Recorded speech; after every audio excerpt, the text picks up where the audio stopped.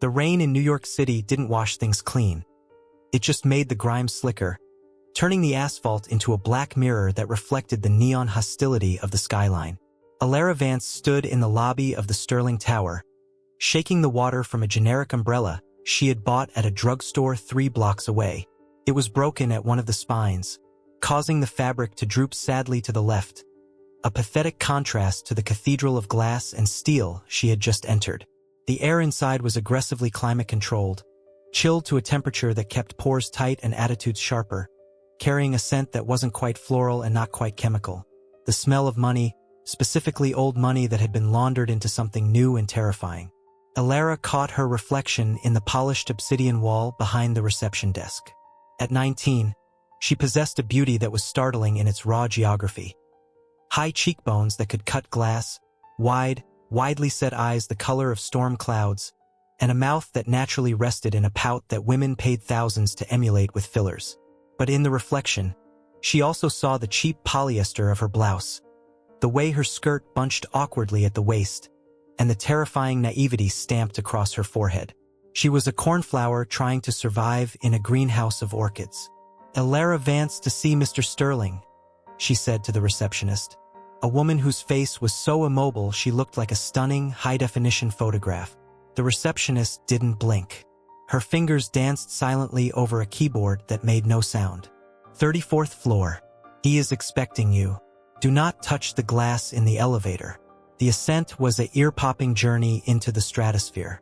As the numbers on the digital display climbed, 10, 20, 30. Elara felt the gravity of Ohio peeling away from her skin. The farm, the diner where she wiped grease off Formica tables, the suffocating mediocrity of a life mapped out before she was born.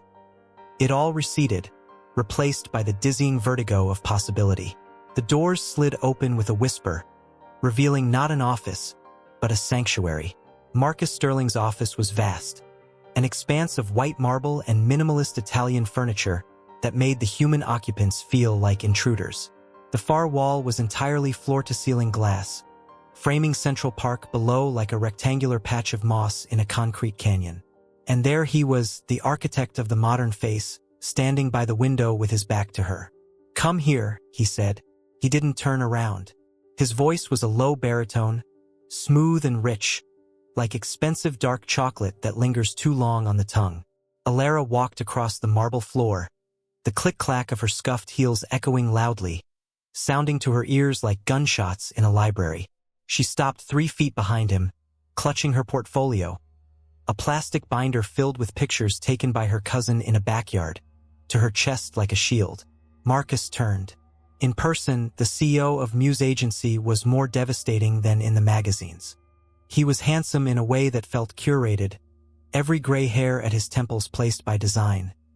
His suit cut so sharply it seemed to defy physics. But it was his eyes that stopped her breath. They were predatory, analytical, dissecting her bone structure, calculating the market value of her skin, the return on investment of her smile. "The girl from the cornfields," Marcus murmured, stepping closer. He didn't offer a hand to shake. Instead, he reached out and took the plastic binder from her grip. He opened it, flipped through 2 pages, and then dropped it into the wastebasket beside his desk without a second glance. Elara gasped, the sound involuntary. "That was my garbage," Marcus interrupted, his tone conversational, devoid of malice but filled with absolute authority. "That was amateur hour. That was Elara from Ohio. You are in the sky now, darling. We don't bring the dirt up here with us."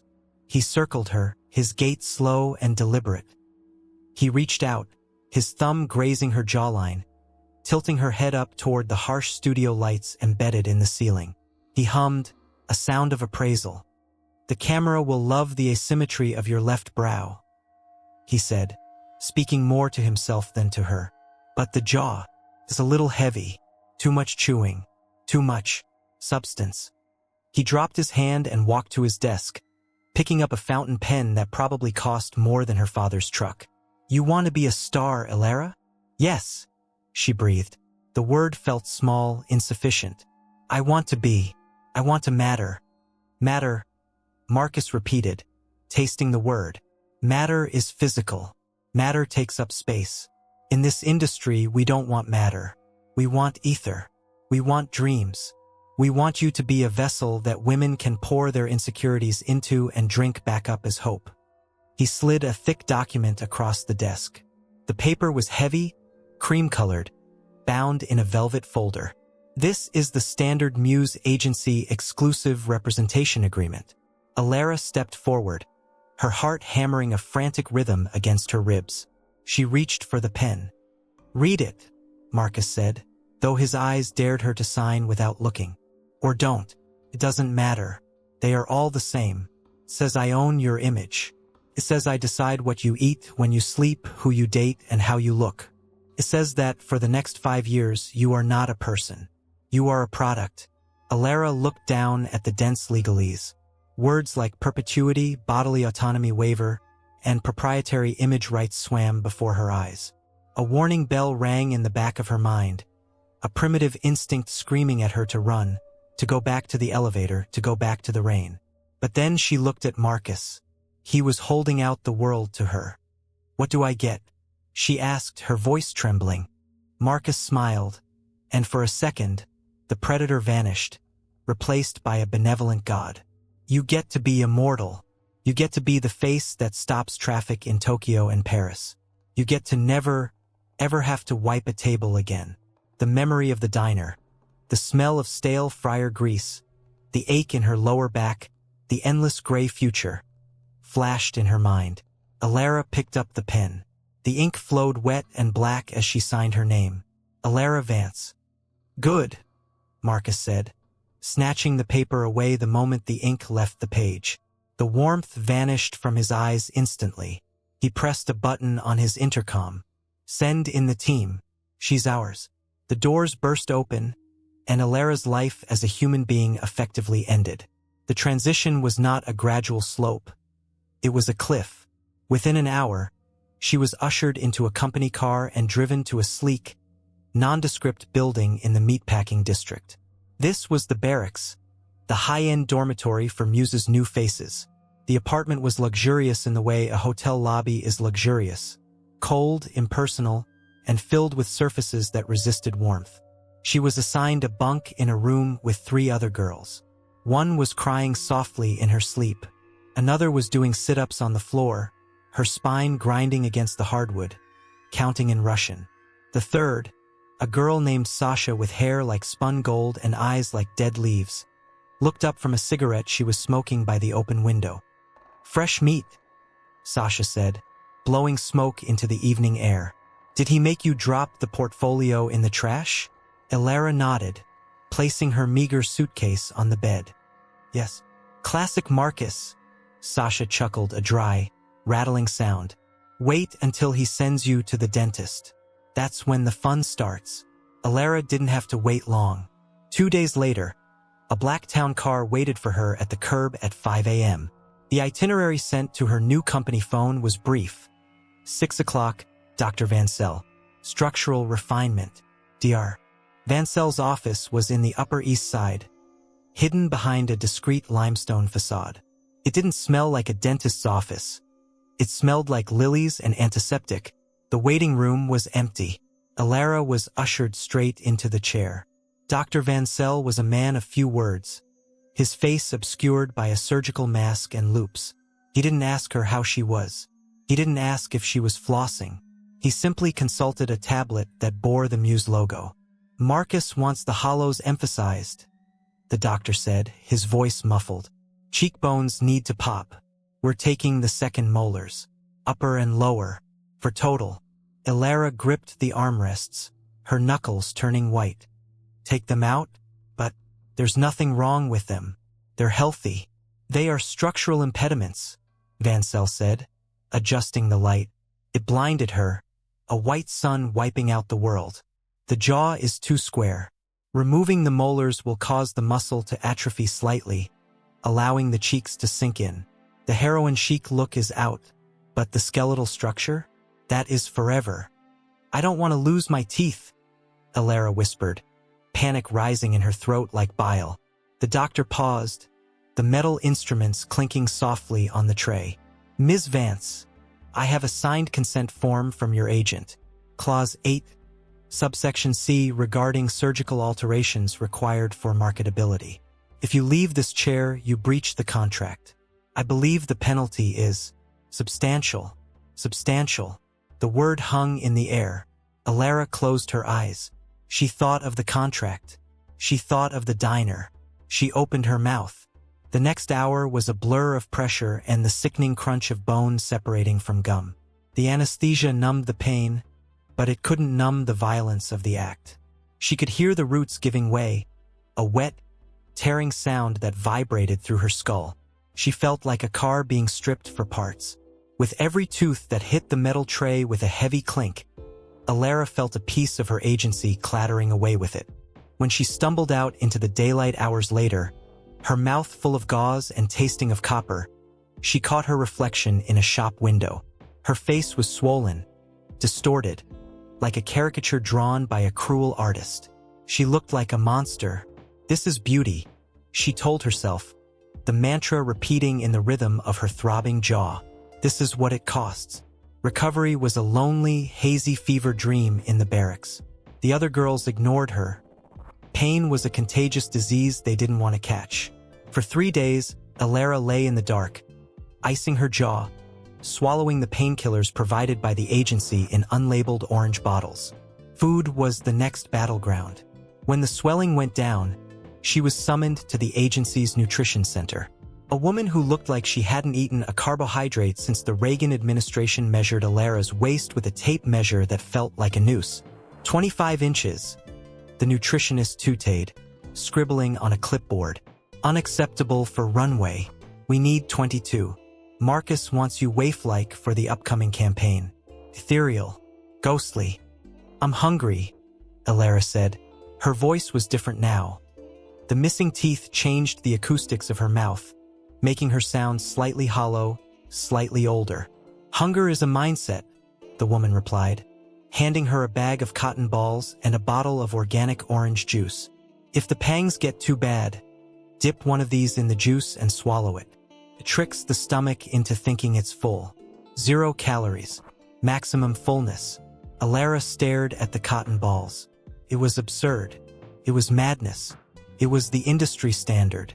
That night, as the hunger clawed at her insides, twisting her stomach into knots, Elara sat on the bathroom floor of the apartment.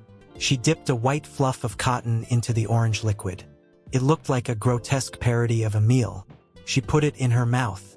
The texture was dry and choking, fibers catching in her throat, but she forced it down with water. She looked at herself in the mirror. The bruising on her jaw had faded to a sickly yellow. Her cheeks were indeed beginning to hollow out, casting dramatic shadows under the harsh bathroom light. Her eyes looked larger, haunted, desperate. She didn't look like Elara anymore.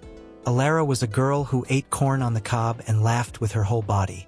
This creature in the mirror was something else. Something constructed. Her phone buzzed on the cool tile floor. A text from Marcus. Test shoot tomorrow. 8 Uhr morgens. Don't be late. And don't look bloated. Elara touched the screen, tracing the letters. A tear leaked from her eye, tracking through the makeup she hadn't washed off, cutting a clean path through the artifice. She was hollowed out, starving, and in pain. But when she tilted her head, just so, catching the light, she looked breathtaking. The transformation was taking hold.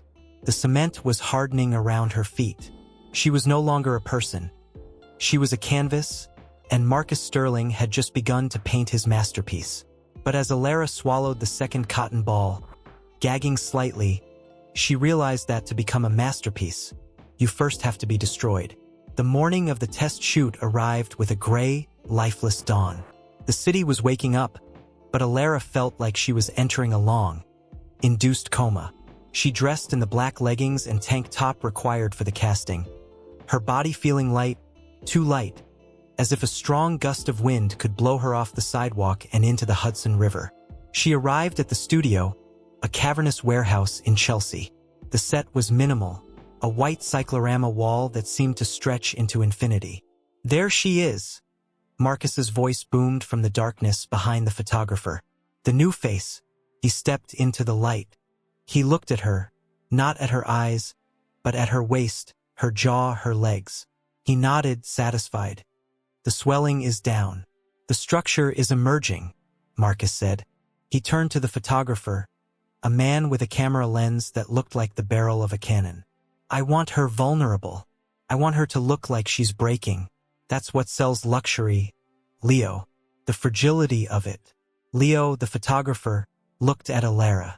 Unlike Marcus, his eyes held a flicker of something that might have been pity, or perhaps just exhaustion. Okay, Elara, step onto the mark. Let's see what you bought with those teeth. Elara stepped onto the white paper. The lights blasted her, erasing the shadows, erasing the world outside. There was only the click of the shutter, the flash, and Marcus's voice guiding her, molding her. Chin down, eyes dead, mouth open, suck in your cheeks. More, more, she posed. She twisted her starving body into shapes that defied comfort. She became the object they wanted. And in the blinding flash of the strobe light, Elara felt the last tether to her old life snap.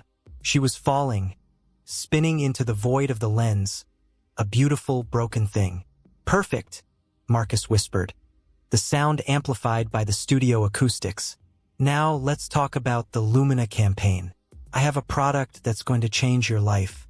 It might sting a little, but beauty is pain, isn't it, darling? Elara stared into the black abyss of the camera lens, seeing her own distorted reflection in the glass. Yes, she whispered, the word lost in the mechanical whir of the shutter. Beauty is pain. The trap was set, the bait was taken, and the jaws of the machine were about to close tight. 6 months of silence had turned Elara into a ghost, a translucent wisp of a girl who haunted the corridors of the Muse agency rather than walked them. The winter had bled into a wet, gray spring, but inside the artificial ecosystem of her new life, seasons were irrelevant. There was only the eternal, blinding white of the studio lights and the darkness of the barracks where she slept in fitful, hunger-induced bursts. She had learned the language of the industry, a dialect of silence and submission, where the most valuable currency was her ability to occupy space without imposing a presence. The mirror in the dressing room of Studio 4B reflected the results of Dr. Vansell's structural refinements and the nutritionist's cotton ball diet. Her face was a landscape of sharp angles and cavernous hollows, her cheekbones jutting out like the cliffs of a jagged coastline, casting shadows that no amount of concealer could fully erase until the lights hit them just right. The girl from Ohio, the one who smelled like rain and cheap vanilla body spray, was dead and buried under 20 pounds of lost weight and a layer of cynicism that coated her skin like an invisible film. Today was the summit, the Lumina campaign. The studio was cavernous, a converted aircraft hangar in Brooklyn that smelled of ozone, hairspray, and the distinct, metallic tang of anxiety. Dozens of assistants scurried like worker ants around the periphery, adjusting baffles, steaming garments that cost more than Elara's childhood home, and whispering into headsets. In the center of the chaos sat the throne, a solitary makeup chair illuminated by a ring light that hummed with a low, menacing frequency. Elara sat in the chair, a paper bib tucked into the collar of a white silk robe, her hands resting in her lap. Her hands were shaking. They always shook now, a side effect of the caffeine pills and the low blood sugar, but she had learned to clasp them together tight enough to hide the tremors from everyone but herself. Marcus Sterling stood by the monitors, a silhouette against the glare of the digital workstations. He was talking to the client, a representative from the pharmaceutical giant backing the Lumina line, a man whose suit was so dark it seemed to absorb the light around him. Marcus pointed at Elara, not with a finger, but with a nod of possession, discussing her as one might discuss a racehorse or a piece of abstract sculpture. "We need the skin to look translucent," Marcus was saying, his voice cutting through the ambient noise. "The narrative is purity, rebirth, the shedding of the old self to reveal the diamond underneath. And the product?" The client asked, his voice oily. "Is she prepped?" "She is a canvas," Marcus replied. "Paint her." The makeup artist, a woman named Chloe who had kind eyes but hands that moved with the hurried efficiency of someone terrified of losing her job, approached Elara with a jar. It wasn't a standard cosmetic container.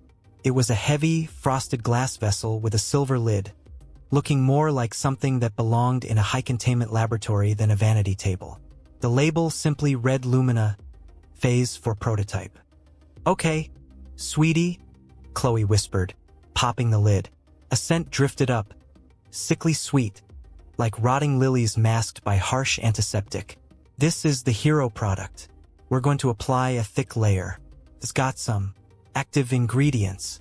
It might tingle a bit." Elara looked at the substance. It was pearlescent, shimmering with a faint, iridescent blue hue that looked unnatural alien. "What's in it?" she asked, her voice raspy from disuse. Chloe hesitated, her brush hovering mid-air. She glanced nervously over her shoulder at Marcus. "Just enzymes, brighteners. It's revolutionary. Just close your eyes." Elara closed her eyes. She felt the brush touch her forehead. The cream was cold, shockingly so, like a layer of ice being spread across her feverish skin. Chloe worked quickly, painting Elara's face, neck, and décolletage in broad, sweeping strokes. For the first 30 seconds, it was just cold. Then, the chemistry began to react. The tingle started at her temples, a low-voltage vibration that felt like ants crawling beneath the dermis. Elara gripped the armrests of the chair. "It's just active ingredients," she told herself.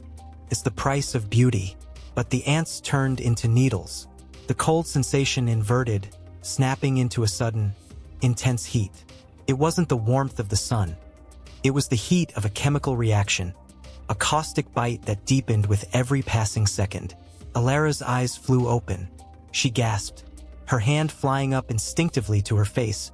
But Chloe caught her wrist. "Don't touch it," Chloe hissed, panic widening her eyes. "It has to set. If you smudge it, we have to start over, and we don't have enough product." "It burns?" Elara choked out, the words strangling in her throat. The heat was escalating, moving from a sunburn sensation to the feeling of boiling water being poured over her face. "Chloe, it burns. Take it off." "It's supposed to tingle," Chloe said, but her voice wavered. She looked at Elara's skin. Under the iridescent shimmer of the cream, a furious redness was beginning to bloom, turning the porcelain white into an angry, inflamed crimson. "Marcus," Chloe called out, her voice cracking. "Marcus, I think she's reacting." Marcus didn't run. He didn't rush. He walked over with the leisurely pace of a man inspecting a minor inconvenience in a construction project. He stopped in front of the chair, peering down at Elara. Her eyes were watering, the tears cutting tracks through the expensive cream, stinging even more as the salt hit the raw skin. "It hurts," Elara sobbed, her composure fracturing. "Please, it feels like fire. Get it off me." Marcus leaned in, invading her personal space, his cologne smelling of cedar and indifference. He grabbed her chin, his fingers pressing into the painful skin, and tilted her face left, then right. "It's the niacinamide flushing," he said dismissively to the client, who had stepped back in alarm. "It brings the blood to the surface. It means it's working." "It's not flushing, Marcus," Elara pleaded, her voice rising to a keen of panic. "It's burning. My skin is on fire. Please." Marcus looked her dead in the eye. The mask of the benevolent mentor dropped completely, revealing the cold machinery of the businessman beneath.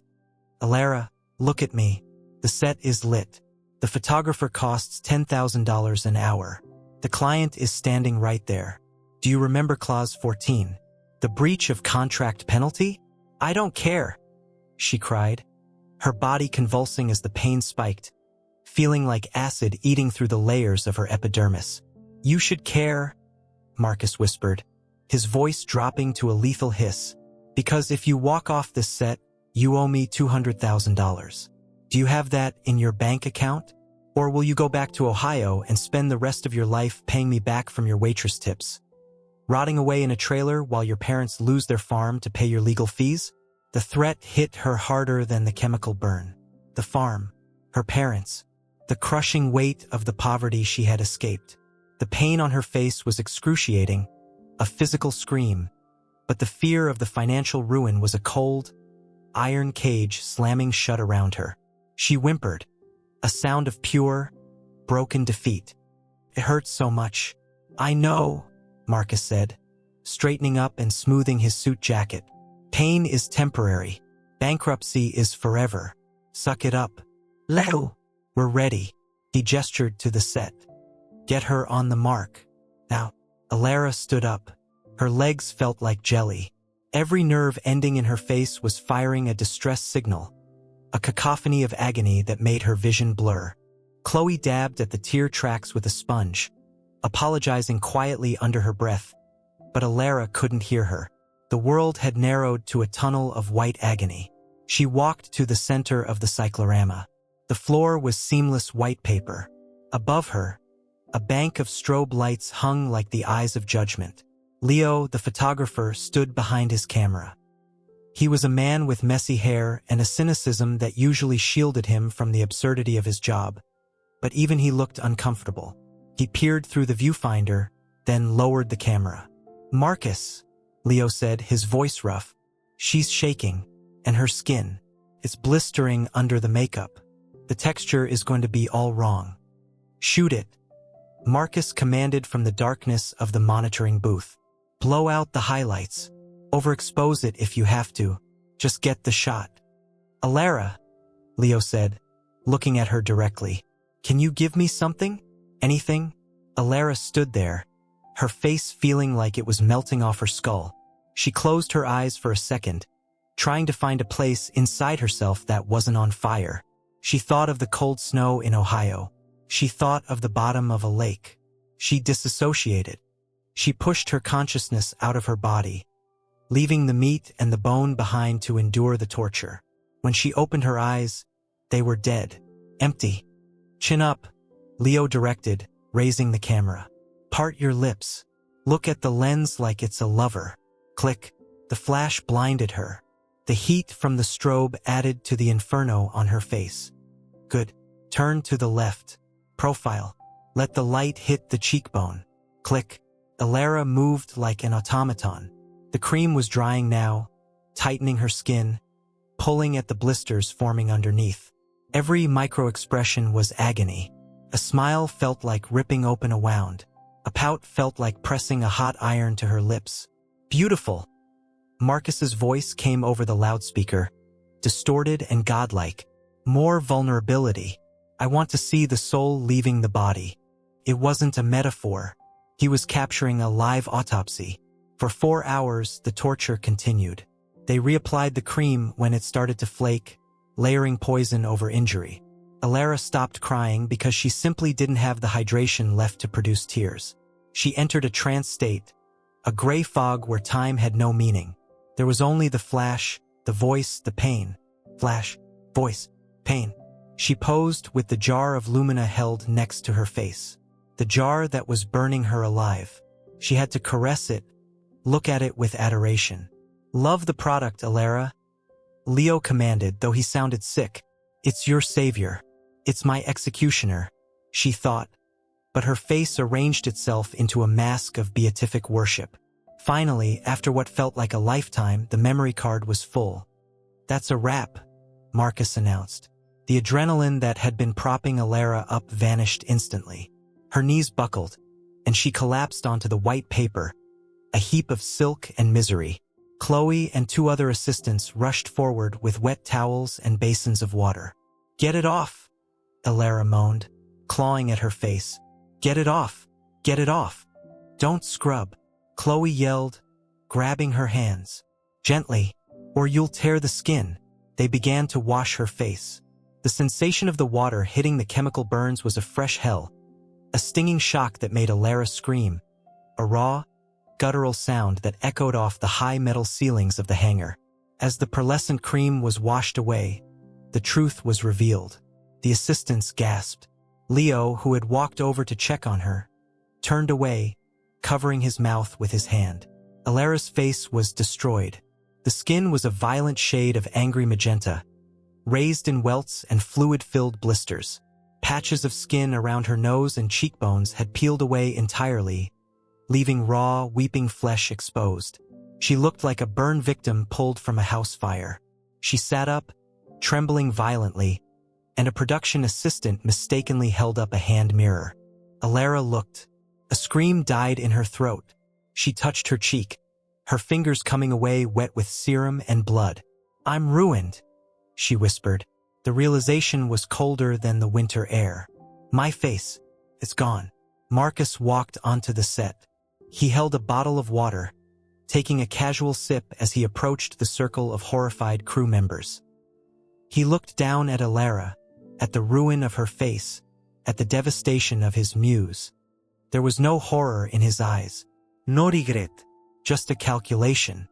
"Get her some aloe," Marcus said to Chloe, his tone bored, "and call a dermatologist. Not the hospital. Private one. Put it on the company tab." He turned to Leo. "How are the raw files?" "The files?" Leo looked at Marcus with incredulity. "Marcus, look at her face. She needs a hospital. She needs to stop being dramatic," Marcus snapped. "The skin will heal. It always does. I asked about the files." "There. The files show the texture," Leo said, gesturing to the camera. "You can see the irritation starting in the early shots. By the end, the redness is pushing through the makeup." Marcus smiled, a shark-like baring of teeth. He clapped a hand on Leo's shoulder, turning him away from the sobbing girl on the floor. "That's why we pay the retouchers the big bucks, Leo. Smooth it out, whiten the scara, desaturate the redness. Clone stamp the blisters into porcelain." He looked back at Elara one last time. She was rocking back and forth, holding a cold towel to her face, a broken doll discarded after playtime. "We don't sell reality, Leo," Marcus said, his voice echoing in the vast, empty space. "Reality is ugly. Reality is a girl with a burnt face crying on the floor. Nobody buys that. We sell the dream. By the time the billboard goes up, she won't be a victim. She'll be a goddess, and no one will ever know the difference." Marcus turned on his heel and walked away, his shoes clicking rhythmically on the concrete, leaving Elara alone in the wreckage of her own ambition, the smell of burnt skin and expensive lies hanging heavy in the air. Times Square didn't sleep. It didn't even blink. It was a canyon of hyperreality, a strobe-lit altar to the god of commerce where night was banished by the collective wattage of 1,000 LED screens. The air tasted of exhaust fumes, roasted nuts from street carts, and the electric ozone of too much humanity packed into too little space. Elara Vance stood on the corner of 47th and Broadway, a ghost in a trench coat, her face wrapped in a thick cashmere scarf despite the humid warmth of the New York evening, oversized sunglasses shielding eyes that had forgotten how to look at the world without flinching. She was invisible here, just another piece of debris in the river of tourists flowing toward the theaters. But 50 feet above her head, she was a giant. The billboard for Lumina dominated the square. It was a masterpiece of digital deception, wrapping around the curve of the building like a second skin. In the image, Elara was reclining on a bed of white silk, holding the jar of cream that had chemically flayed her alive. But the Elara on the screen bore no scars. Her skin was not a map of blisters and weeping sores. It was alabaster, luminous, glowing with an inner light that suggested divine intervention rather than cosmetic application. Her eyes, which had been dead and vacant during the shoot, had been digitally brightened to a sparkling cerulean, filled with a secret joy she had never felt. The tagline, written in elegant, razor-thin font, floated above her head. Lumina, reveal the goddess within. Elara watched as a group of teenage girls stopped on the sidewalk a few feet away. They were loud, bright things, wearing fast fashion and holding their phones up like holy relics. "Oh my God! Look," one of them said, pointing up at the giant electronic Elara. "That's her. That's the face. She's literally perfect," another girl sighed, zooming in on the screen with her phone camera. "Like, how is that even real skin? I kill for that poreless look." "It's the cream," the first girl said, clutching a shopping bag that bore the Sterling Muse logo. "I bought the starter kit. Cost my entire allowance for 2 months, but if I look like that by prom, it's worth it." Elara felt bile rise in her throat, hot and acidic. She wanted to scream. She wanted to rip the scarf from her face and show them the truth. The angry, red welts that were still healing, the patch on her cheek where the skin had sloughed off entirely, leaving a shiny, tight scar that pulled at her eye when she blinked. She wanted to shout that the jar in the bag contained poison, that the goddess on the screen was a fabrication made of pixels and pain. But she didn't. She couldn't. Clause 14. Clause 8. The NDA. The ironclad threats that Marcus Sterling had woven around her life like razor wire. If she spoke, she lost everything. Her parents' farm, her freedom, her future. So she stood there, paralyzed, watching the girls worship a lie that was wearing her face. The digital Elara smiled down at them, benevolent and false, while the real Elara turned away, pulling the scarf tighter, burying her chin in the fabric to hide the evidence of the crime. She melted back into the crowd, a shadow fleeing from the light. Her apartment was a glass cage in the sky, a perk of her contract that felt more like a prison cell. It was located in a high-rise in Tribeca, decorated in the same sterile, minimalist style as Marcus's office. White leather, chrome, glass tables with sharp corners. It was beautiful, cold, and utterly devoid of life. Elara locked the door behind her, engaging the 3 deadbolts. Only here, in the silence that hummed with the low vibration of the refrigerator, did she feel safe enough to unmask. She walked to the bathroom, keeping the lights off. She didn't need to see. Her fingers knew the landscape of the damage. She unwound the scarf. The air hit her skin, cool and biting. She reached for the jar of medical-grade aloe and hydrocortisone the private dermatologist, paid for by the agency, had prescribed. Apply 3 times daily. Avoid direct sunlight. Do not scratch. She stood before the mirror and turned on the dim vanity light. The reflection was always a shock, no matter how many times she saw it. The lumina flush that Marcus had lied about was actually second-degree chemical burns. The redness had faded to a mottled pink and brown, but the texture was ruined. Her right cheek, the one that had taken the brunt of the thickest application, looked like melted wax. "Reveal the goddess within," she whispered to the mirror, her voice cracking. She dabbed the ointment onto the scars, wincing as her nerves misfired. It was a ritual of penance.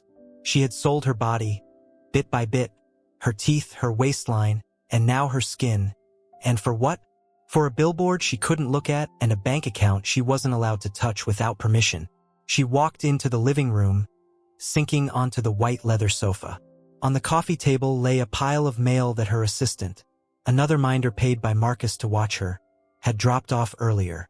It was mostly bills, invitations to parties she was too hideous to attend, and industry magazines praising the Lumina launch. And then there was the fan mail. Usually, the agency screened everything, filtering out the stalkers and keeping only the adoration to feed her ego. But occasionally, a few slipped through directly to her building's concierge. There was a small stack of pink and blue envelopes, scented with cheap perfume, covered in stickers. Elara picked one up idly. It was heavy, the paper thick. She tore it open. "Dear Elara, you don't know me, but I feel like I know you. I followed you since your first runway show. You were the reason I stopped eating lunch at school." Elara's hand froze. She read the line again. "You were the reason I stopped eating lunch at school." She continued reading, her breath hitching in her chest. "My name is Sarah. I'm 14. I live in Wisconsin. Everyone says I'm ugly. My nose is too big. My skin is bad. And I'm chunky. I look at your pictures every night before I go to sleep. I count your ribs. I try to count mine, but I can't find them yet. But I'm trying. I've lost 15 pounds this month. My mom is worried, but she doesn't understand. She doesn't understand that to be beautiful, you have to sacrifice." Elara's vision blurred. The room seemed to tilt. This wasn't adoration. This was a confession. "I saw the Lumina ad today. You look holy. I saved up all my babysitting money and stole $20 from my dad's wallet to buy the cream. I put it on tonight. It burns a lot, but the box says that means it's working. I'm sitting here writing this while my face hurts, just imagining that I'm becoming like you. If I can't be beautiful like you, Elara, I don't want to be here anymore. I don't want to be Sarah. I want to be you. Please tell me it's worth it. Please tell me the pain goes away and the beauty stays. You're the only thing keeping me going. Love, Sarah. The letter slipped from Elara's fingers and fluttered to the floor. It lay there on the white rug, a small rectangle of pink paper that weighed more than the entire building. It burns a lot, but the box says that means it's working. Elara looked at her hands. They were trembling violently. She wasn't just a victim anymore. She was a vector. She was the carrier of a disease that Marcus Sterling had engineered in a boardroom and unleashed upon millions of girls like Sarah. Girls who were starving themselves to match a waistline that was the result of cotton balls and starvation. Girls who were burning their skin with toxic chemicals because Elara's digitally altered face told them it was the path to salvation. I did this, she whispered. The shame that had been a heavy cloak around her shoulders suddenly ignited. It didn't burn like the chemicals. It burned like a pyre. It burned away the fear of the contract. It burned away the fear of poverty. She thought of Sarah in Wisconsin, sitting in her bedroom with a burning face, waiting for a miracle that would never come, waiting for scars that would last forever. Elara stood up. The movement was sudden, violent. She paced the room, her breath coming in short, sharp gasps. She looked at the magazines on the table, Marcus's face smiling from the cover of Business Weekly, titled The Man Who Monetized Perfection. He knew the cream burned. He knew the diet was deadly. He knew about the teeth. And he didn't care. To him, Sarah wasn't a girl. She was a conversion rate. She was a quarterly earning. No, Elara said. The word was louder this time. She walked back to the bathroom. She didn't turn on the light. She grabbed the bottle of hydrocortisone and threw it into the trash. Then she grabbed the bottle of painkillers Marcus's doctor had given her. She stared at it, then hurled it against the wall. The orange plastic shattered, pills scattering across the tile like confetti. She wasn't going to numb it anymore. She needed to feel it. She needed the anger to stay sharp, to stay jagged, because it was the only weapon she had left. She needed to fight back. But how? She was one girl against an empire. She had no money, no allies, and a face that was evidence of her own destruction. Evidence. The word hung in the air. Her face was evidence. But it wasn't enough. It was her word against a billion-dollar legal team. They would say she had an allergic reaction. They would say she misused the product. They would bury her under paperwork until she suffocated. She needed proof. Indisputable, hard proof. She needed the raw files. She needed the photos from that day in the studio, the ones before the retouching, the ones where the redness was blooming, where the tears were real. She needed the metadata that showed the timestamps, proving the shoot continued while she was injured. And there was only one person who had those files. Leo, the photographer. The man who had looked at her with pity but kept clicking the shutter. The man who had said, "Can you give me something?" while she was dying inside. He was complicit, but he was also human. She remembered the look on his face when Marcus had dismissed her pain. She remembered the hesitation. He hadn't enjoyed it. He had done it because he was afraid, just like her. Elara went to her closet. She pushed aside the silk gowns and the designer dresses. She dug to the back, finding a black hoodie and a pair of nondescript jeans she used to wear to the gym before she became too weak to exercise. She pulled them on. She tied her hair back. She wrapped the scarf around her face again. But this time, it wasn't a shield. It was camouflage. She grabbed her phone, searching for an old contact sheet she had saved months ago. Leo Rossi. Photography. There was an address listed for his personal studio, not the agency one. It was in Bushwick. It was 11 p.m. Rain was starting to streak against the glass. Elara Vance walked to the door. She unlocked the 3 deadbolts. The sound of the metal retracting echoed like the cocking of a gun. She stepped out into the hallway, leaving the luxury prison behind. She wasn't Elara the goddess anymore. She was Elara the Avenger, and she was going hunting. The subway ride to Brooklyn was a descent into the bowels of the city. The L train rattled and screeched, the lights flickering in an epileptic rhythm. Elara sat in the corner of the car, head down, knees pulled to her chest. A man across the aisle stared at her, trying to figure out if she was famous or just crazy. But the sunglasses and scarf kept her anonymous. She got off at Jefferson Street. The neighborhood was different here. Graffiti murals stretching across warehouse walls. The smell of rain mixed with garbage and stale beer. It was gritty, real, and alive. She found the address on a rusted metal door sandwiched between a bodegas and a tire shop. There was no buzzer, just a heavy knocker shaped like a lion's head. She hammered on it. Nothing. She knocked again, harder, the metal clanging through the wet night. "Go away!" A voice shouted from inside, muffled and angry. "I'm not buying whatever you're selling." "Leo!" Elara shouted, her voice muffled by the scarf. She pulled the fabric down, exposing her mouth. "It's Elara. Open the door." Silence. Then the sound of heavy footsteps. The peephole slid open, a single bloodshot eye staring out. The eye widened.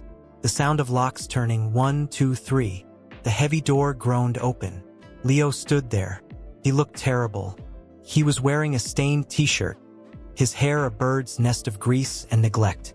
He held a bottle of whiskey in one hand, his camera dangling from his neck by a strap as if it were an albatross he couldn't get rid of. The studio behind him was a mess of prints, equipment, and empty takeout boxes. "Elara?" He slurred, blinking as if she were a hallucination. "What are you? You shouldn't be here. If Marcus finds out." "Marcus isn't here," Elara said, pushing past him into the studio. She pulled the door shut and locked it. "Hey!" Leo stumbled back. "You can't just barge in." I'm working." "Drinking isn't working, Leo," she said, pulling off her sunglasses. She unwound the scarf. Leo froze. In the harsh fluorescent light of his studio, her face was a map of tragedy. He stared at the scars, the healing burns, the ruin of the beauty he had captured months ago. He lowered the whiskey bottle, his hand shaking. "Jesus," he breathed. It didn't heal." "No," Elara said, her voice hard. "It didn't, and Sarah's won't either." "Who's Sarah?" Elara reached into her pocket and pulled out the pink letter. She slapped it onto his chest. "Read it." Leo looked at her, then at the letter. He fumbled to open it, his eyes scanning the page. As he read, his face paled, the flush of alcohol draining away to leave him sallow and gray. He read it to the end, then looked up at Elara. There was no pity in his eyes now. There was horror. "A 14-year-old, he whispered. "She bought the cream. Because of the pictures you took," Elara said. She didn't shout. The quiet accusation was far deadlier. "Because you blew out the highlights. Because you smoothed the skin. Because you made me look like a god while I was burning in a chair." Leo slumped against a work table, putting his head in his hands. "I had to. I had to. He owns me too, Elara. He blacklisted me from Vogue. He blacklisted me from everywhere. Muse is the only paycheck I can get." "Is it worth it?" Elara asked, stepping closer. "Is the paycheck worth Sarah's skin? Is it worth my face?" Leo didn't answer. The silence stretched, heavy and suffocating. "I'm going to take him down," Elara said. "I'm going to burn his empire to the ground. But I can't do it alone. I need the files, Leo. I need the raw files from the Lumina shoot. The ones with the timestamps. The ones that show the blisters forming while the clock was ticking." Leo looked up, terror in his eyes. "He'll kill us. You don't know what he's capable of. He has lawyers, he has fixers. He has lies." Elara cut in. "We have the truth. And we have the gala." "The gala?" Leo frowned. "The Eternal Beauty Gala. Next week. He's launching the global campaign.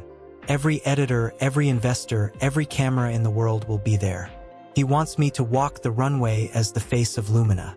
A dark realization dawned on Leo's face. "You want to. Do it live." "I'm going to walk," Elara said, her eyes burning with a cold fire. "And I'm going to show them exactly what eternal beauty looks like. But I need the screen behind me to show the truth. I need you to hack the feed. I need you to upload the files. I can't. Leo shook his head, backing away. It's suicide. It's redemption, Elara said. She reached out and took the whiskey bottle from his hand, setting it on the table with a thud. You were an artist once, Leo. I saw your old work. You took pictures of real people, real life. When did you become a photocopier for a monster? Leo flinched as if she had slapped him. He looked at his camera, then at the pink letter on the floor, then at Elara's scarred face. He took a deep breath, the air rasping in his lungs. He walked over to a metal cabinet in the corner of the room. He unlocked it with a key from his pocket and pulled out a hard drive. It was labeled simply, Lumina, RAW, Do Not Delete. He held it in his hands, weighing it. It was a brick of plastic and silicon, but it contained a nuclear bomb. He turned to Elara. The fear was still there, but something else was pushing through it. Anger. A long-buried, simmering rage at being owned. I don't just have the photos, Leo said quietly. Elara waited. I left the audio recorder running, Leo said. On the databank. The boom mic was live between takes. I have him saying it. I have him threatening you. I have him laughing about the penalty clause. Elara felt a shiver run down her spine that had nothing to do with the cold. You have his voice. I have everything, Leo said. He looked at the hard drive, then locked eyes with Elara. If we do this, there's no going back. We'll be unhireable. We'll be sued. We might go to jail for corporate espionage. I'm already in prison, Elara said. I'm just looking for the way out. Leo nodded slowly. A grim smile touched his lips, the first real expression she had seen on him in months. The gala is at the Met, Leo said, his mind already shifting into gear. The AV system is run by a third-party contractor, but Sterling insists on using his own servers for security. If I can get into the local network, I can override the projector. Can you do it remotely? No, Leo said. The encryption is too heavy. I need a physical access point. I need to be close. And I need someone on the inside to get the decryption key from his office. Elara touched the pocket where her agency ID card still sat. I have access to the building, but his office is biometric. We'll figure it out, Leo said. He tossed the hard drive onto the desk and pulled up a chair to his computer monitors. He woke the screens, and the blue light washed over his face, erasing the exhaustion, replacing it with focus. We have 1 week to plan the biggest heist in fashion history. Elara stepped up beside him, looking at the screen as lines of code began to scroll. She saw her reflection in the darkened glass of the window behind the monitor. Scarred, imperfect, dangerous. Let's get to work, she said. Outside, the rain hammered against the Brooklyn pavement, washing away the grime, preparing the city for the storm that was about to break. The elevator doors to the Muse agency slid open with a whisper that sounded too much like a blade being drawn from a sheath. Elara Vance stepped out into the pristine, climate-controlled air of the 34th floor, her heart beating a frantic, bruising rhythm against her ribs that she prayed wasn't visible through the fabric of her coat. She had spent the last 48 hours rehearsing this moment in the mirror of Leo's studio, practicing the slump of her shoulders, the vacuity of her stare, and the trembling of her hands. She had to be the broken thing Marcus Sterling believed he had created. If he saw even a glimmer of the steel that had forged in her spine over the last week, he would crush her before she ever reached the runway. The reception area was exactly as she remembered. A temple of white marble and intimidation. The receptionist, a new girl with the same terrified eyes Elara once had, looked up and froze. Elara lowered her scarf. The bruise on her cheek was covered by a thick layer of drugstore concealer, but the texture, the raised, angry ridges of the chemical burn, was impossible to hide fully. She looked like a masterpiece that had been left out in the rain. Mr. Sterling is expecting you in the prep room, the receptionist whispered, unable to hold Elara's gaze. Elara nodded, saying nothing. Silence was part of the performance. She walked down the long corridor, her footsteps swallowed by the plush carpet. The walls were lined with blown-up covers of Vogue, Harper's Bazaar, and Elle, all featuring Muse models. Their eyes followed her, perfect and dead. She wondered how many of them had missing teeth, how many were starving, how many were currently weeping in a bathroom stall while the world worshipped their image. She pushed open the double doors to the prep room. It was a sterile environment, more operating theater than dressing room. The smell of acetone and hairspray hit her instantly. Marcus was there, standing by the window, checking his watch. He turned as she entered, his eyes scanning her with the cold detachment of a mechanic inspecting a damaged engine. "You're late," he said, not checking the time. It was a power play. She was 5 minutes early. "I'm sorry, Marcus," Elara murmured, keeping her head down, letting her voice crack just enough. "The subway." "Excuses are for amateurs." He cut her off, walking over and grabbing her chin. His thumb dug into the soft flesh of her jaw, tilting her face into the harsh ring light. He hissed through his teeth, "God, it's hideous. The texture is all wrong. We can't just airbrush this for the live feed. The 8K cameras will pick up every crater." He released her with a shove. Elara stumbled slightly, catching herself on the edge of a makeup station. She didn't fight back. She didn't glare. She just stood there, radiating defeat. Sit.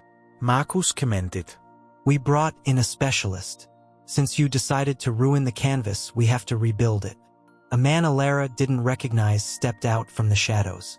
He carried a silver case that looked like it contained sniper rifles. But when he opened it, it was filled with pots of silicone, adhesives, and sculpting tools. This wasn't a makeup artist. This was special effects. He worked for Hollywood, usually building monsters or aging actors by 30 years.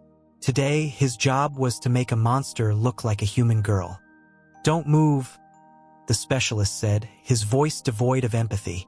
He began to apply a cold, viscous gel to Elara's cheek. It stung, reacting with the sensitive, healing tissue underneath. But Elara bit the inside of her lip until she tasted copper. She couldn't flinch. Not today. For 2 hours, she sat paralyzed as they reconstructed her face. Layer by layer, the silicone filled in the burns. They painted over the artificial skin, airbrushing it to match her neck, adding fake pores, fake translucency. It was a suffocating sensation. Her skin couldn't breathe. She felt like she was being buried alive inside a wax statue of herself. When the specialist spun the chair around to the mirror, the illusion was terrifyingly perfect. The Elara in the glass looked flawless. The burns were gone. The pain was hidden. She looked exactly like the girl on the billboard in Times Square. Acceptable, Marcus decided, standing behind her reflection. He placed his hands on her shoulders, his grip heavy and possessive. "You see, we can fix anything. You are replaceable, Elara. But if you behave, we can make you beautiful again." Elara met his eyes in the mirror. She forced a tear to well up and spill over, tracking carefully down the uninjured side of her face. "Thank you, Marcus. I just want to make it right." "Good girl," he smiled, a predator baring teeth. "Now we have administrative matters. The gala rider, since we've invested so much in repairing you, the legal team drafted an addendum. Liability waivers, insurance clauses. You need to sign them in my office before you leave." This was it. The door she had been praying would open. "Yes, Marcus," she whispered. She followed him to the executive suite. The elevator ride was silent, but the air crackled with invisible tension. In her pocket, sewn into the lining of her coat, was the device Leo had given her. It wasn't a spy camera and a button. That was too cliché, too easy to spot. It was a modified smartphone with a compromised NFC chip and a high-speed shutter app that Leo had coded to trigger with a specific tap pattern on the screen, even while the phone appeared off. Her mission was specific. The Gala's projection system was hardwired into the Muse mainframe for security reasons, to prevent remote hacking, to hijack the feed and replace the Eternal Beauty commercial with the raw evidence files. Leo needed the daily authentication token, a rotating 16-digit alphanumeric code generated by a physical RSA fob that Marcus kept on his desk. Without that code, Leo's laptop in the van outside would just be an expensive paperweight. They entered the office.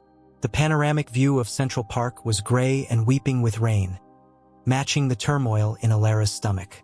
Marcus walked to his massive glass desk and sat down, gesturing for her to take the chair opposite him. He slid a stack of documents across the surface. "Sign at the tabs," he said, pulling a Montblanc pen from his pocket.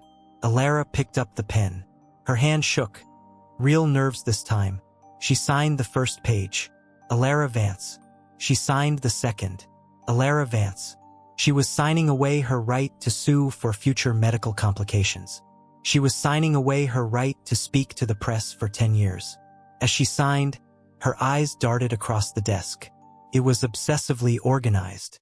A laptop, a sleek black phone, a notepad. And there, resting on a small marble tray, was the RSA fob. It was a small black oval with a digital screen. The numbers on it changed every 60 seconds. She needed to capture it. But the phone was in her pocket. If she pulled it out, he would see. "Focus, Elara," Marcus snapped. He was watching her. He was always watching. "I'm sorry," she said, her voice trembling. "My hand. The nerve damage in my jaw. It twitches. Just sign the damn papers," he muttered, picking up his own phone. He began to type a message, his attention momentarily shifting to the screen. Now, but it wasn't enough time. He would look up any second. She needed a distraction. A real one. Elara dropped the pen. It clattered loudly onto the glass desk and rolled off the edge, falling onto the plush carpet near Marcus's feet. "Clumsy," Marcus sighed, irritation flashing across his face. He pushed his chair back to look for it. In that split second, as his head ducked below the rim of the desk, Elara moved with the speed of desperation. She didn't reach for her phone. She reached for the fob. She grabbed the small black device, shoved it into the sleeve of her coat, and snatched a tissue from the box on the desk just as Marcus sat back up, holding the pen. She blew her nose into the tissue, feigning a sneeze. The fob was cold and hard against her wrist, hidden by the fabric. "Gross," Marcus sneered, tossing the pen back to her. "Keep your germs to yourself. I have a dinner with the Vogue editors tonight." Elara's heart was hammering so hard she thought it might crack her ribs. She had stolen the fob, but she couldn't keep it. He would notice it was gone the moment he needed to log in. She needed to copy the serial number on the back. That was the static key Leo needed to clone the algorithm. The changing numbers on the front were useless without the serial. She signed the last document. I think I need water, Marcus. Please. The silicone fumes. I feel dizzy." She swayed in her chair, letting her eyes roll back slightly. It wasn't entirely acting. The adrenaline crash was making her lightheaded. Marcus rolled his eyes. Useless. Absolutely useless. He stood up and walked to the wet bar across the room to pour a glass of water. His back was turned. Elara pulled the fob from her sleeve. She flipped it over. Serial no. 9934 XT22L. She didn't have time to memorize it. She didn't have time to pull out her phone. She grabbed the pen she had just used, a heavy, ink-rich fountain pen, and scribbled the code onto the palm of her hand, digging the nib into her skin, hiding the writing in the lifeline crease. She slid the fob back onto the marble tray, exactly where it had been, just as Marcus turned around with a crystal glass. "Drink," he ordered, setting it down. Elara drank. She clutched the glass with both hands, her left hand curled into a tight fist to hide the ink. "Thank you." "Get out," Marcus said, returning to his computer. He reached out and tapped the fob to check a code. Elara stopped breathing. He didn't look at the back. He just read the front. "Go to the holding hotel," he said, not looking up. "The driver is downstairs. You are on lockdown until the gala. No phone, no internet, no outside contact. I want you fresh." "Yes, Marcus," she whispered. She stood up, her legs feeling like water, and walked to the door. As she reached for the handle, Marcus spoke one last time. "Elara." She froze. "Yes?" "If you embarrass me tomorrow," he said, his voice dropping to a conversational timbre that was far more terrifying than a shout, "I won't just sue you. I will release the outtakes from your first test shoot. The nude ones. The ones where you were crying.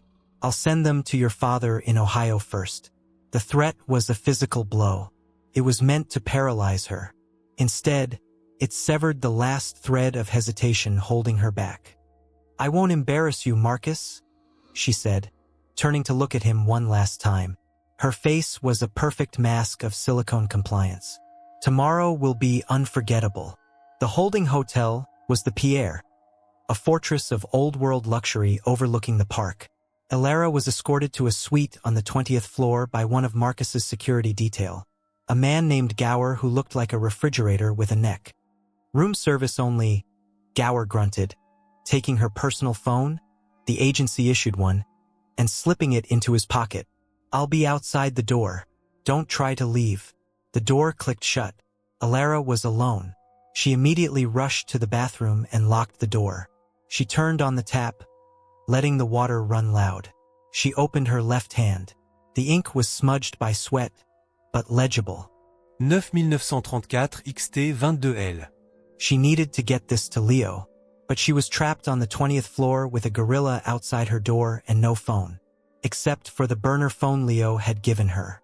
She fished it out of the lining of her coat. She powered it on. 0 bars. The thick walls of the Pierre were blocking the signal.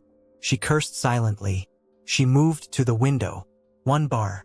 She typed the code into a text message. Serial 9934 XT 22L. "I'm at the Pierre. Room 2014. Lockdown." Message failed to send. She pressed the phone against the glass. The rain was lashing against the window pane. Resend. The little circle spun, and spun, and spun. Sent. Elara let out a breath that was half-sob. She quickly powered down the phone and hid it inside the toilet tank, wrapped in a plastic shower cap. Now she just had to wait. Across the city, in the back of a nondescript plumbing van parked 3 blocks from the Metropolitan Museum of Art, Leo sat surrounded by a nest of cables and glowing screens. The interior of the van smelled of stale coffee and hot electronics. His phone buzzed. He picked it up, reading the text. A slow, predatory grin spread across his face. "Gotcha," he whispered. He turned to his main monitor. He inputted the serial number into the cloning software he had bought on the dark web for 3 months' rent. The program churned for a few seconds, then a green bar flashed. Key generated.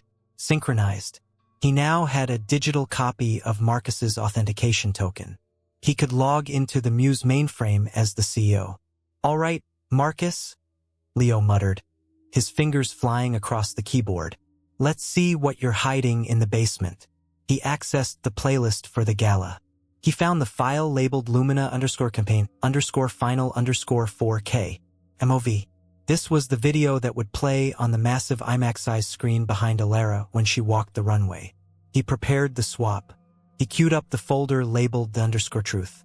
It contained the raw photos, the audio recordings, the medical reports, and the video of Elara weeping while they applied the burning cream. But there was a problem. The upload speed to the Met's local server was throttled. It would take 10 minutes to upload the heavy files. He couldn't do it now. The system would flag a massive data transfer and security would shut it down. He had to do it during the show. He had to start the upload exactly when Elara stepped onto the runway. He needed a signal, and he needed to pray that the connection held for the 3 minutes she would be walking. If the upload stalled, the screen would go black and Marcus would win. If it finished too early, security might cut the feed before the climax. It had to be perfect timing. Leo typed a final command script, set the trigger, and leaned back. He looked at a photo taped to the wall of the van. It was a picture he had taken of Elara on her first day, before the teeth, before the starvation. She was laughing, eating a bagel. "I'm sorry I didn't stop him then," Leo said to the photo. "But I'm going to stop him now." The night before the gala was interminable. Elara couldn't sleep. The silicone on her face felt heavy, a physical reminder of the lie she was living. She paced the suite, watching the storm rage over Manhattan. At 3 a.m., the lock on her door clicked. Elara froze. Had Gower found the burner phone? The door opened. It wasn't Gower. It was Sasha, the blonde model from the barracks, the one with dead leaves for eyes. She was wearing a maid's uniform, pushing a cart of fresh towels. Sasha pushed the cart into the room and closed the door. She looked at Elara, her expression unreadable. "Sasha?" Elara whispered. "What are you doing?" Sasha reached into the pile of towels and pulled out a small, folded piece of paper. She held it out. "Leo sent me," Sasha said quietly. "He couldn't get close. I know a guy in catering." Elara took the note. It was a single line. "Package received. The bomb is primed. When you reach the end of the runway, wait for the green light on the camera. Do not break character until then." "Why are you helping me?" Elara asked, looking at Sasha. Sasha, who had mocked her. Sasha, who was Marcus's favorite before Elara arrived. Sasha pulled up the sleeve of her maid's uniform. On her forearm were a series of cigarette burns, perfectly round, healed into white scars. "Because he told me I needed to be tougher," Sasha said, her voice devoid of emotion. "He put cigarettes out on my arm to teach me pain control. I was 17. Elara stared at the scars, horror warring with fury. "Burn him down, Elara," Sasha said, turning back to the cart. "Burn him down for all of us." Sasha left as quietly as she had arrived. Elara stood alone in the dark room, clutching the note. She wasn't just fighting for herself anymore. She wasn't just fighting for Sarah in Wisconsin. She was fighting for Sasha. She was fighting for every girl who had ever been fed into the meat grinder of Marcus Sterling's ambition. She walked to the window. The rain had stopped. The clouds were breaking, revealing the glow of the city below. Somewhere down there, the Met was being prepped. The red carpet was being rolled out. The cameras were being set up. Elara touched the silicone mask on her face. Tomorrow she would rip it off. Tomorrow she would scream. She went to the closet where the dress hung. It was a custom-made Givenchy gown, silver and diaphanous, costing more than her parents' farm. It was beautiful. It was a shroud. She ran her hand over the silk. "Enjoy the silence, Marcus," she whispered to the empty room. "Because tomorrow we're gonna make a lot of noise." The Metropolitan Museum of Art did not look like a museum tonight. It looked like the event horizon of a black hole, sucking in all the light, money, and vanity of the Western world and compressing it into a single, diamond-encrusted point. The red carpet, a scarlet tongue rolling down the famous steps, was flanked by a phalanx of photographers so dense they resembled a single, multi-eyed organism, their flashes detonating in a stroboscopic seizure that turned the humid New York night into a disjointed series of white-hot freeze frames. Elara sat in the back of the Maybach, the tinted windows offering a final, fragile barrier against the chaos outside, her hands folded in her lap like dead doves. She was wearing the Givenchy gown, a cascade of silver liquid silk that clung to her emaciated frame, designed to make her look like a beam of moonlight trapped in fabric. But beneath the couture, her skin felt suffocated. The silicone prosthetics reconstructing her right cheek were heavy, a toxic mask glued to her flesh, trapping the heat and the memories of the burning cream. Marcus sat beside her, checking his reflection in his phone screen. He looked immaculate in a tuxedo that cost more than the GDP of a small island nation. His hair swept back, his teeth gleaming. He radiated the calm, terrifying confidence of a man who owned the board, the pieces, and the players. He reached out and patted Elara's knee, a gesture that looked affectionate to the driver but felt like a branding iron to her. "Remember," Marcus said, his voice low and devoid of the charm he would turn on the moment the door opened. "Shoulders back, chin up. You are the goddess. If I see even a flicker of pain, if I see a single twitch, you know the consequences." "I know," Elara whispered, the words filtering through the numbness of her lips. "Good. Smile, darling. It's showtime." The door opened. The sound hit her first. A roar like a breaking wave, a cacophony of shouting voices screaming her name. "Elara! Elara! Over here! Look left! Look right! Who are you wearing?" "Elara!" She stepped out, the cool air biting at her bare shoulders, and the world dissolved into blinding white. She moved on autopilot, a programmed machine. Step, pause, turn. Step, pause, turn. The flashes were physical blows, leaving purple afterimages dancing in her vision. She felt Marcus's hand on the small of her back, steering her, claiming her. To the cameras, he was the supportive mentor guiding his protege. To her, he was the jailer parading his prize prisoner before the execution. They ascended the stairs, a slow march toward the great hall. Inside, the air was perfumed with expensive tuberose and the metallic scent of money. The elite of the fashion world were there. Editors with sharp bobs and sharper tongues, designers in avant-garde capes, actors desperate to be seen. They all turned as Elara entered. A hush rippled through the room, followed by a wave of whispers. She was the moment. She was the face of the year. She was the lie they had all come to worship. She's flawless. She heard a woman in vintage Chanel murmur. Look at that skin. It's unearthly. Elara swallowed the bile rising in her throat. If you only knew, she thought. If you knew that beneath the silicone, I am weeping. 3 blocks away, in the cramped, stale air of the plumbing van, Leo Rossi was sweating through his t-shirt. The glow of 3 monitors illuminated his face in a ghostly blue. On the center screen, a progress bar crawled forward with agonizing slowness. System infiltration. 82%. Come on. Come on. Leo hissed, his fingers drumming a frantic rhythm on the edge of the keyboard. He had the live feed of the gala playing on the left monitor.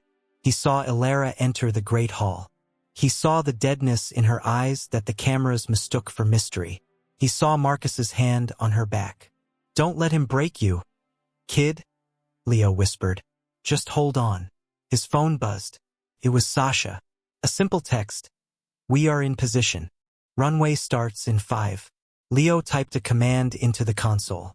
The cloned RSA token code, the one Elara had risked everything to steal, was cycling through the encryption. The Met's local server was a fortress, but Marcus's ego was the backdoor. By insisting on using his own proprietary Muse servers to host the high-fidelity video files, he had created a bridge Leo could cross. Access granted. The prompt flashed green. Leo let out a breath he felt he'd been holding since Tuesday. He was in. He had control of the projection booth. Now came the hard part, the file upload. He dragged the folder labeled the _truth into the upload queue. The file size was massive, 4K raw video, uncompressed audio. Estimated time, 3 minutes 45 seconds. Too long, Leo groaned. It's too long. The runway show was scheduled to last exactly 4 minutes. If Elara walked too fast, or if the network lagged, the upload wouldn't finish in time for the climax. The screen would just go black. A technical difficulty. Marcus would spin it, blame the venue, and Elara would be dragged away by security before the truth ever saw the light. You have to walk slow, Elara. Leo pleaded to the screen. Walk like you're walking to your funeral. Backstage was a different kind of chaos. It was the frantic, organized panic of a battlefield. Models were being shoved into garments. Hair was being sprayed until the air was a flammable mist, and dressers were stitching hems mere seconds before cues. Elara stood in the wings, the closing act, the luminous segment. Sasha walked past her, wearing a towering headdress of black feathers. She didn't stop, didn't look at Elara, but as she brushed past, her hand squeezed Elara's arm hard. A signal. We are with you. Elara looked around. She saw the other models. Really saw them. There was a girl from Brazil whose feet were bleeding through the clear plastic straps of her shoes. Her toes deformed from years of forcing them into sizes too small. There was a boy from London who was so thin his collarbones looked like razor blades threatening to cut through his skin. He was shaking, likely from hunger or withdrawal. They were all beautiful and they were all dying. 5 minutes to curtain, the stage manager screamed into a headset. Marcus appeared at Elara's side. He adjusted the strap of her dress, his touch lingering on her bare shoulder. This is it, he said, his voice dropping to a whisper. The feed is going out to 10 million people. The investors are watching. Make me rich, Elara, and I'll let you keep your teeth. He smiled, patted her cheek, the fake one, and walked out to take his seat in the front row. Elara stood alone in the dark. Her heart was a trapped bird battering against her ribs. She closed her eyes. She thought of Sarah in Wisconsin. She thought of the letter, If I can't be beautiful like you, I don't want to be here anymore. The music started. It was a deep, synthetic thrum that vibrated through the floorboards, a sound designed to induce awe. The lights on the runway flared to life. One by one, the models walked out. Elara watched them on the monitor. They were soldiers marching to the beat of commerce. "Elara, you're on in 30, the stage manager said, pushing her toward the curtain. She stepped onto the mark. The curtain was heavy velvet. Beyond it lay the abyss. "Do it," a voice inside her screamed. "Burn it down." The music swelled, shifting from the rhythmic bass to an ethereal, choral crescendo. The screen behind the runway, a massive 60-foot LED wall, lit up with the opening graphics of the Lumina campaign. The logo spun in golden light. "Go!" the stage manager hissed, shoving her forward. Elara Vance stepped through the curtain and into the light. In the van, Leo watched the upload bar. "Walk slower," he begged. "Stall. Trip. Do something." On the screen, Elara was moving with a glacial, haunting grace. She wasn't walking. She was floating. Every step was deliberate, a slow-motion extension of her leg, a pause, a shift of weight. It was mesmerizing. It was also terrifyingly slow for a runway walk. "What is she doing?"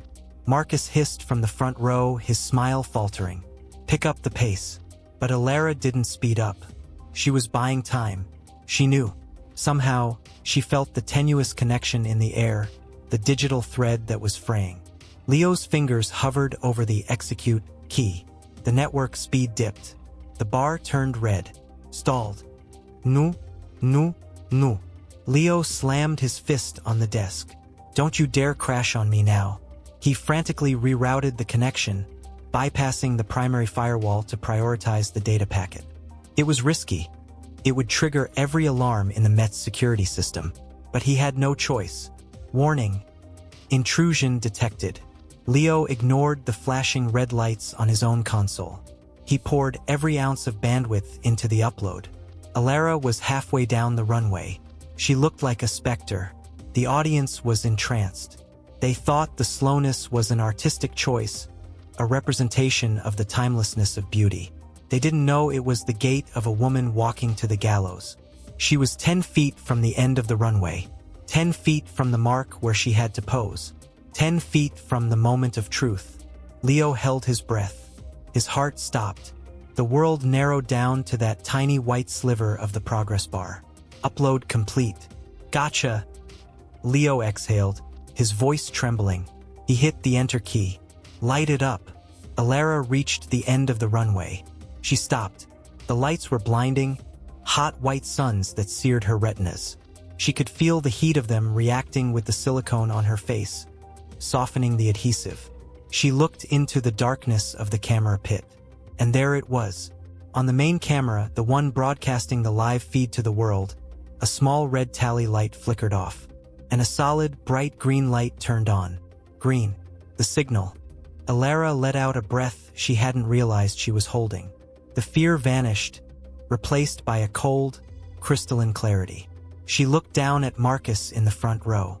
He was beaming, clapping slowly, the king of the world. Elara reached into the hidden pocket of her dress. The music reached its climax, a soaring, angelic high note. This was the moment she was supposed to hold up the jar of Lumina cream. This was the moment she was supposed to smile. Instead, Elara pulled out the makeup wipe.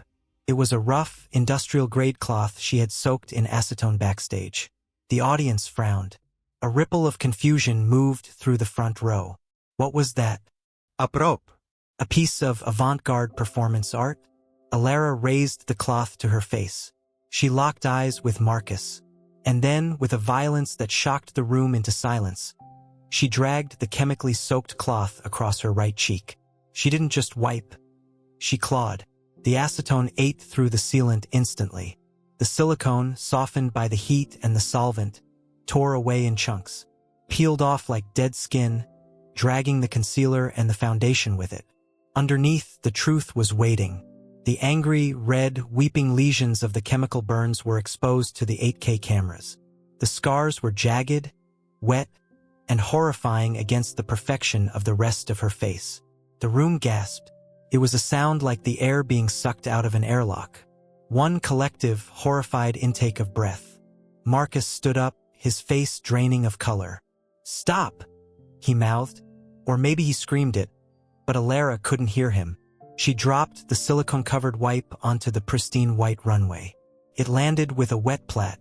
She raised her head, showing the ruin of her face to the world. And then, the screen behind her changed. The golden logo of Lumina fractured. The beautiful, airbrushed video of Elara reclining on silk vanished. In its place, the massive 60-foot wall filled with grainy, handheld footage. The sound system, tuned for symphonic clarity, suddenly crackled with the tinny, distorted audio of a cell phone recording. "I don't care if she's bleeding." The voice boomed through the great hall, shaking the crystal chandeliers. It was Marcus's voice, unmistakable. "Inject her with painkillers and get the shot. We sell dreams, not medical emergencies." On the screen, the footage showed Elara in the makeup chair, sobbing, her face a mask of blistering red while hands forced her head back. The audience screamed. It wasn't a cheer. It was a sound of pure shock. People in the back rows stood up. Phones were raised, capturing the meltdown. The video cut to a document, the contract. The words bodily autonomy waiver and mandatory dental extraction were highlighted in red. Zoomed in so they were 10 feet tall. Then came the audio of the blackmail. "If you walk off this set, you owe me $200,000. Do you have that? Or will you go back to Ohio and rot?" Marcus was scrambling over the barrier now. He was shouting, his face purple with rage, but his voice was drowned out by his own recorded villainy echoing from the speakers. "Cut it!" Marcus screamed at the sound booth. "Cut the feed! Kill the power!" But the booth was locked out. Leo had encrypted the override. Elara stood motionless in the center of the storm. She felt light. She felt clean. Security guards in black suits rushed the runway. They were coming for her. 3 of them, big men with earpieces, vaulting onto the stage. Elara braced herself, but they didn't reach her. From the wings, a figure emerged. It was Sasha. Sasha wasn't walking like a model anymore. She was walking like a brawler. She stepped in front of Elara, blocking the path of the first guard. And then, she did something unthinkable. She reached up and ripped off her black feather headdress. Then she grabbed the neckline of her $50,000 gown and tore it open, revealing the shoulder where the round, white cigarette burns were clustered. "Leave her alone!" Sasha screamed into the microphone she snatched from a stand. Then came the others. The boy from London. The girl with the bleeding feet. They poured out from backstage, ignoring the stage manager's shrieks. They surrounded Elara, forming a human wall of expensive fabric and broken bodies. They began to dismantle themselves. The girl from Brazil kicked off her shoes, leaving bloody footprints on the white runway. The boy tore off his shirt, exposing his starving ribs to the cameras. Another girl wiped off her lipstick, smearing it across her face like war paint. It was a mutiny. It was a revolution broadcast live to 10 million people. Marcus had reached the stage now. He grabbed Sasha's arm, trying to throw her aside. "Get out of my way, you ungrateful little." Sasha turned and punched him. It wasn't a cinematic punch. It was messy and desperate, a flailing of knuckles against a jaw, but it connected. Marcus stumbled back, tripping over the train of Elara's dress.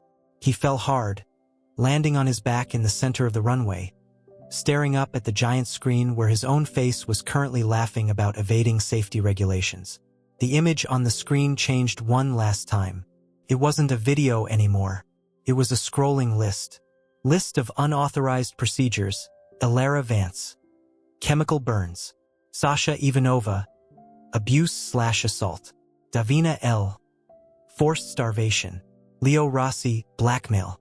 And at the bottom, in giant letters, #REALBAUTY. The doors of the Great Hall burst open. But it wasn't more paparazzi. Blue and red lights flooded the room, cutting through the camera flashes. The NYPD. Leo had timed the send to the cybercrimes division perfectly. "Marcus Sterling," a voice boomed over a megaphone. "Stay where you are." The officers swarmed the runway. They weren't coming for the models. They stepped over the velvet ropes, handcuffs gleaming.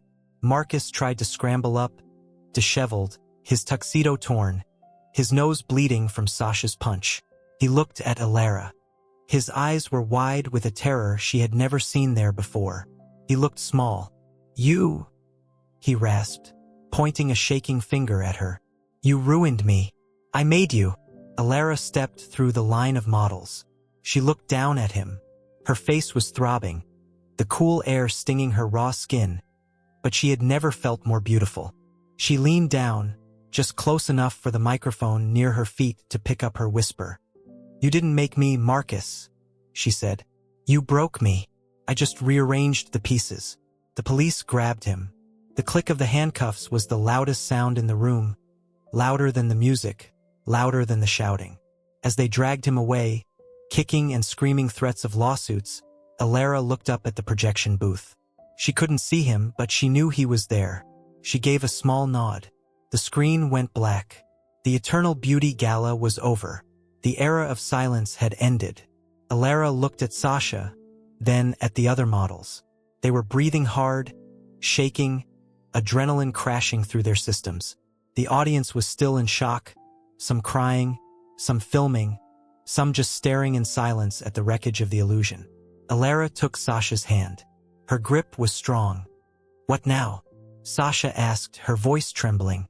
Elara looked out at the sea of flashing cameras. They weren't taking pictures of a goddess anymore. They were taking pictures of a survivor. "Now," Elara said, wiping a tear that stung her burned cheek, "now we tell the rest of the story." The silence that followed the arrest of Marcus Sterling was louder than the applause had ever been. It was a vacuum, a sudden void where the oxygen of the fashion world had been sucked out, leaving only the stark, fluorescent reality of a police precinct holding room. Elara sat on a metal bench that was bolted to the floor. Her $50,000 Givenchy gown pooled around her ankles like a puddle of mercury, stained with the grease of the runway and the residue of the silicone she had clawed from her face. The adrenaline that had carried her through the mutiny was gone, replaced by a bone-deep exhaustion that made her teeth chatter. Across the room, Sasha was wiping the last of her stage makeup off with a coarse paper towel, her movements slow and deliberate, while the boy from London, whose name Elara learned was Julian, slept curled up on two chairs, his breathing ragged but deep. They were a tableau of expensive refugees, shipwrecked on the shores of the legal system. Detectives came and went, their questions soft but probing, treating the models less like suspects and more like disaster survivors. Elara recounted the story again and again, the contract, the dentist, the starvation, the chemical burns. With every repetition, the shame she had carried for months began to evaporate, replaced by the cold, hard weight of evidence. When she finally walked out of the precinct into the pre-dawn gray of New York City, the sidewalks were wet with rain. There were no paparazzi. Leo had tipped them off to go to the courthouse where Marcus was being arraigned. For the first time in a year, Elara Vance walked down a city street, and nobody looked at her. She pulled her coat collar up, not to hide her face, but to keep out the cold.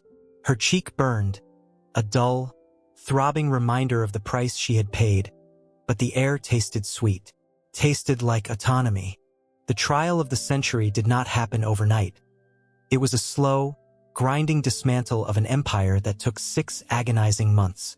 The Sterling case dominated the news cycle, stripping away the glamour of the industry to reveal the rotting machinery beneath. Every day, new victims came forward. Girls from Milan, boys from Tokyo, photographers, assistants, interns. A chorus of voices that had been silenced by non-disclosure agreements and fear. They spoke of weight shaming that led to organ failure, of sexual coercion masked as networking, of skin ruined and spirits broken. Elara attended every hearing. She sat in the front row, wearing no makeup, her hair pulled back in a severe bun, her scars visible under the harsh courtroom lighting. She wanted Marcus to see her. She wanted him to see the ruined canvas every time he looked over his shoulder. On the day of the sentencing, the courtroom was packed. Marcus Sterling, the man who had once treated the world as his personal chessboard, looked shrunken. Without his tailors, his lighting crews, and his PR team, he was just a middle-aged man in an ill-fitting suit, his skin sallow, his eyes darting nervously around the room. He didn't look at Elara. He couldn't. When the judge read the verdict, guilty on 24 counts of fraud, reckless endangerment, labor racketeering, and extortion, Marcus didn't scream or rage. He simply slumped, exhaling a breath that seemed to carry the last of his power with it. He was sentenced to 15 years in federal prison, with no possibility of parole for the first 10. As the bailiffs led him away, the sound of the handcuffs clicking shut echoed the memory of the camera shutters that had once defined his life. He paused at the door, glancing back at the gallery, perhaps looking for the adoration he used to command. Instead, he met Elara's gaze. She didn't smile. She didn't frown. She just watched him disappear, a ghost exorcised from the machine. The fallout was seismic. The Muse Agency filed for Chapter 7 bankruptcy 3 days after the verdict. The Lumina brand was pulled from shelves worldwide, leading to a recall that cost the parent pharmaceutical company billions. But the real change was written in ink. The Elara Act, pushed through Congress by a wave of public outrage, mandated that all commercial photography involving human subjects must carry a disclaimer if the body shape or skin texture had been digitally altered. It was a small label, a black and white box in the corner of advertisements, but it changed everything. It was a truth in labeling law for the human soul. In the months that followed, Elara retreated from the world. She moved out of the glass tower in Tribeca and found a small, pre-war apartment in Brooklyn, one with creaky floorboards and drafty windows that rattled when the subway passed. It was imperfect, and she loved it. She spent her days in therapy, unlearning the instincts of a prey animal. She learned how to eat again, not as a mathematical equation of calories, but as a way to nourish a body she was learning to forgive. She learned to look in the mirror without flinching. The scars on her right cheek had healed into a silvery, textured map, a patch of skin that would never be smooth again, appearing slightly shiny under direct light. At first, she covered it with scarves, then with hair, and finally she just let it be. It was her history written in flesh. Leo Rossi didn't go back to high fashion. The industry, stung by his betrayal, blacklisted him, but he didn't care. He opened a small gallery in the Lower East Side. His debut exhibition, titled Raw, featured black and white portraits of the people the fashion world ignored. The seamstresses with pricked fingers, the lighting grips with dark circles under their eyes, and the models, including Sasha and Julian, photographed without makeup, their flaws celebrated as character. The centerpiece of the exhibit was a photo of Elara. It wasn't the one from the runway. It was a candid shot Leo had taken in his studio the night she planned the heist.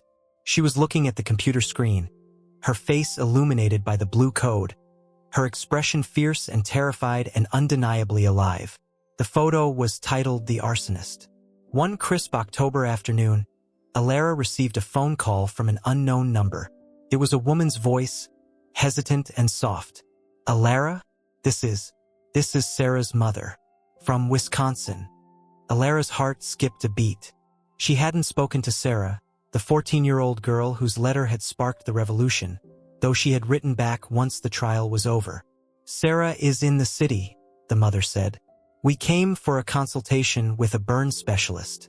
She wants to meet you, if you're ready." Elara met them in a small park near the East River.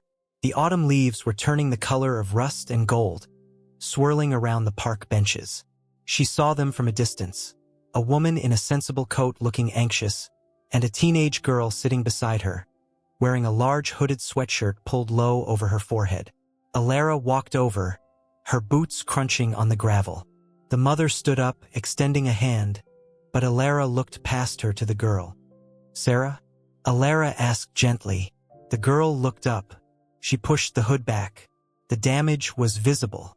Sarah's face, which had been subjected to the same Lumina cream but without the immediate medical intervention Elara had eventually received, bore significant scarring. Her skin was patchy, red and white, the texture uneven. It was the face of a burn survivor. But her eyes, they were bright, piercing, and terrifyingly young. "Hi," Sarah whispered, pulling at the sleeves of her sweatshirt. Elara sat down on the bench beside her. She didn't offer empty platitudes. She didn't say, "You're beautiful," in that condescending way adults often do. She simply reached up and tucked her own hair behind her ear, turning her face so the afternoon sun hit her right cheek, illuminating her own silvery scars. Sarah's eyes widened. She stared at Elara's face, tracing the lines of the damage with her gaze. It was a moment of recognition, a secret language spoken between two veterans of the same unnecessary war. Does it still hurt?" Sarah asked, her voice trembling. "Sometimes," Elara admitted, "when it's cold, or when I'm tired.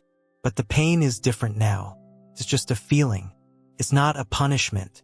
Sarah looked down at her hands. "I hated you for a long time, before the gala. I thought you were perfect. I thought I was broken because I couldn't be you."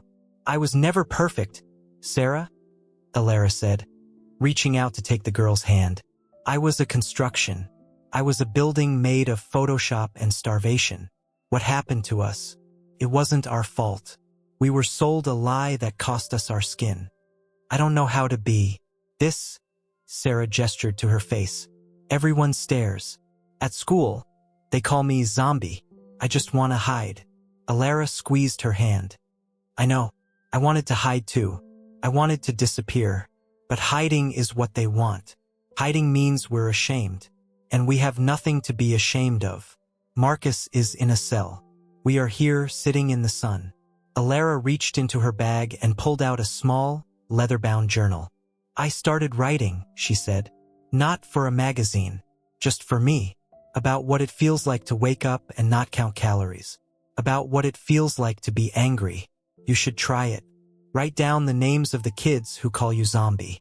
And then write down what you're going to be when you grow up, something they'll never be." Sarah took the journal. A small, tentative smile touched her lips, cracking the mask of tragedy she had been wearing. "I want to be a lawyer," she said softly. "I want to sue companies that hurt people." Elara laughed, a genuine, throaty sound that surprised her. "God, I hope you do. The world needs more sharks who bite the bad guys." They sat there for a long time, watching the river flow, two girls with ruined faces and whole hearts. When Sarah and her mother finally left, Sarah turned back once. She didn't wave. She just pulled her hood down, exposing her face to the wind, and walked away. It was a small victory, but it was enough. That evening, Elara walked to the pier. The sun was setting, casting long shadows across the water. She leaned against the railing, looking at the skyline of Manhattan. Somewhere in that grid of lights was the Sterling Tower, now renamed, its legacy sanitized. Somewhere was the apartment she used to hate. But here, in the wind, she was just Elara. She thought about the concept of kintsugi, the Japanese art of repairing broken pottery with gold lacquer. The philosophy was that the breakage and repair were part of the history of an object, rather than something to disguise. The damage made the object more beautiful, more valuable, because it had survived. She touched her cheek. She was not a vase. She was not a sculpture. She was a living thing that had been broken and put back together with something stronger than gold. She had been put back together with truth. Her phone buzzed in her pocket. It was a text from Leo. "Gallery opening in an hour. Sasha is bringing champagne. You coming?" Elara smiled. She typed back, "On my way." She turned away from the water. As she walked toward the subway, she passed a storefront window. A new advertisement was being pasted up. It was for a clothing brand, simple, rugged, honest. The model in the poster was a woman in her 40s, laughing, with crow's feet around her eyes and a gap in her teeth. In the corner, a small black and white box read, "Image not digitally altered." Elara stopped. She looked at her reflection in the glass, superimposed over the poster. She saw the scar. She saw the messy hair. She saw the life in her eyes. "You're not a goddess," she whispered to herself, the words feeling like a benediction. "You're just real."